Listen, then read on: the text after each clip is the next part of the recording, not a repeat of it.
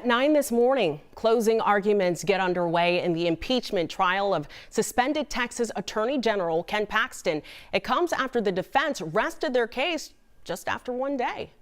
I'm Adam Bennett at the state capitol in Austin. Today, closing arguments are set to start in the impeachment trial for suspended Texas Attorney General Ken Paxton. The defense rested yesterday on their only day of calling witnesses. 4 current employees at the Attorney General's office took the stand. They all denied any wrongdoing by Paxton. Trial rules give the House prosecutors and Paxton's defense team an hour each for rebuttal. They'll also have an hour each to deliver closing arguments. Once those wrap, the Senate or jurors will begin deliberating. Lieutenant Governor Dan Patrick previously said that once that happens, there will be no days off until a verdict is reached. The defense, going into day 8 of the trial, had more than 8 hours to call witnesses, but rested their case early. We spoke with KHOU 11 political expert Brandon Rottinghouse about that surprising decision.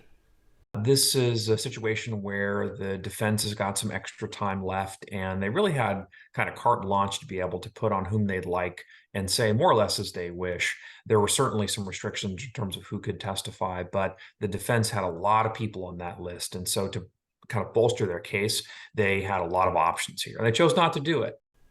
Now, as Adam Bennett mentioned, both sides will make their closing arguments today. Then the Senate will deliberate behind closed doors. That means we could have a verdict in the next 12 hours.